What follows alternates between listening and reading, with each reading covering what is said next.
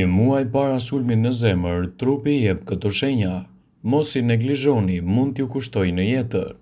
Sëmundjet kardiovaskulare janë në shkaku kryesor i humbjes së jetës në botë sipas Organizatës Botërore të Shëndetësisë.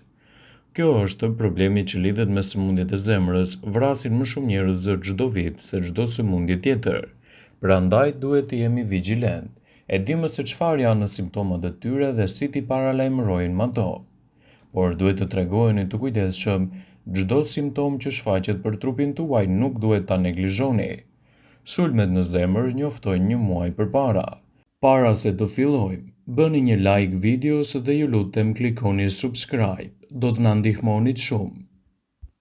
Në rrugën e parandalimit, një studim i kryer nga Instituti Cedars në Los Angeles thotë se sulme në zemër paralajmërojnë shumë herë, deri në një muaj më herët me anë të sinjaleve të ndryshme. Gjetjet ishin kryesisht të papritura, citon Sumeko, autori kryesor i studimit sipas lajmeve të NBC. 56% e vullnetarëve në studim kishin dhimbje gjoksi, 13% e tyre kishin vështirësi të frymëmarrjes, 4% e tyre kishin marramendje, dhimbje dhe gufime. Mjekët zbulojnë se gratë vuajnë nga një sulm në zemër dhe pa e ditur këtë, kjo ndodh kur ato nuk i njohin simptomat. Kjo për shkak se simptomat e gratë janë të ndryshme dhe shpesh injorohen edhe nga mjekët. Sulme në zemër janë shkaku kryesor i humbjes së jetës në mbar botën, sidomos në ato të zhvilluar, dhe infarkti është fatal për 30% të rasteve. Ndërsa humbja e jetës e papritur shpesh mund të ndodhë në javët pas stabilitetit të një personi që ka pësuar një sulm në zemër. Një sulm në zemër shkakton dëmtime të muskujve të saj. Kjo pjesë e zemrës mund të bëhet e paqëndrueshme dhe të prodhojë aritmi kërcënuese për jetën, takikardi ventrikulare dhe fibrilim i ventrikulit. Për këtë arsye është e rëndësishme që të zbulohet në kohë shenja e një sulmi në zemër për të parandaluar atë dhe kështu të shpëtoni jetën e një personi. Shumica e njerëzve me sulm në zemër kishin simptoma deri në një muaj para incidentit, por shumica nuk i kushtojnë vëmendje. Ndërsa burrat janë më të prirur për dhimbje të gjoksit, gratë shpesh pësojnë në vështirësi në frymëmarrje. Burrat gjithashtu mund të paksojnë problemet e ereksionit, të cilat janë përgjegjëse për ngushtimin e enëve të gjakut. Kushtojeni vëmendje këtyre shenjave, të cilat do të tregojmë në këtë video, pasi sipas ekspertëve paralajmërojnë sulmin e zemër të paktën një muaj përpara. Lodhja. Nëse arteriet ngushtohen, zemra pranon më pak gjak, gjë që bën të funksionojë shumë me vështirësi. Kjo është një arsye pse ndiheni të lodhur dhe të përgjumur gjatë gjithë kohës, edhe kur nuk kryeni aktivitete ose merreni me punë fizike. Frymëmarrje të shkurtra. Nëse zemra merr më pak gjak, kjo do të thotë se mushkërit marrin më pak oksigjen se normalja. Nëse keni probleme të frymëmarrjes, duhet të vizitoheni sa më shpesh tek mjeku juaj, pasi vetëm në këtë mënyrë do ta keni më të lehtë të parandaloni çdo problem të mundshëm, pasi kjo mund të nënkuptojë se mund t'i afroheni një sulm në zemër. Ndjenja e dobësisë. Nëse ndjeheni të dobësuar, një gjë e tillë rezulton me ngushtimin e arterieve të cilat nuk lejojnë gjakun të qarkullojë normalisht. Muskujt me këtë rast nuk marrin të gjitha ato që janë të nevojshme, që mund të ndodhë dhe të rrëzoheni. Kështu do të ndjeheni të dobët. Nëse ndjeni dobësi edhe pa kryer aktivitet edhe kur jeni të çlodhur, bëni një konsult me mjekun tuaj. Marramendje dhe djersitje të ftohta. Qarkullimi i dobët është fajtor për një gjë të tillë, pasi qarkullimi i gjakut në tru është i kufizuar dhe kjo është shumë e dëmshme për jetën. Në situata të tilla ju hetoni marramendje të shpeshta dhe konfuzione. Nuk duhet të injoroni shenja të tilla. Presioni në gjoks. Presioni vazhdueshëm në gjoks, dhimbje dhe ndjesi jo të mira, përcjellen edhe të tensionet e ngritura. Kjo do të thotë gjithashtu edhe në sulmet në zemër, presioni në gjoks mund të jetë më i madh.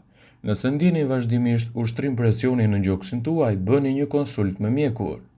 Simptomat të gripit ose të ftohjes. Nëse keni ndjesi se ke simptomat të gripit ose të ftohjes nga askund, mund të bëhet fjala për paralajmërime të sulmit të afërt të zemrës. Shumë njerëz kanë mbijetuar sulmin në zemër dhe më vonë kanë thënë në disa ditë prej saj kanë përjetuar simptoma të tilla si kollitje, ethe e të tjera. Nëse vëreni se shëndeti juaj fillon të ndryshojë dhe i ndjeni këto simptoma, bëni një konsult me mjekun tuaj pasi nuk do t'ju shkaktoj asnjë humbje, por do të keni vetëm përfitime për shëndetin tuaj.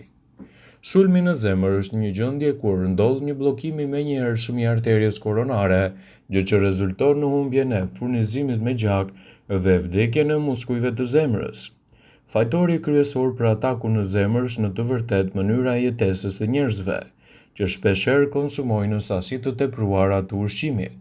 Për më tepër, faktorët që mund të rrisin rrezikun e një sulmi në zemër janë obeziteti, tensioni i lartë i gjakut, nivelet e larta të kolesterolit në trup, diabeti, pirja e duhanit, ushqime të varfra dhe historia familjare.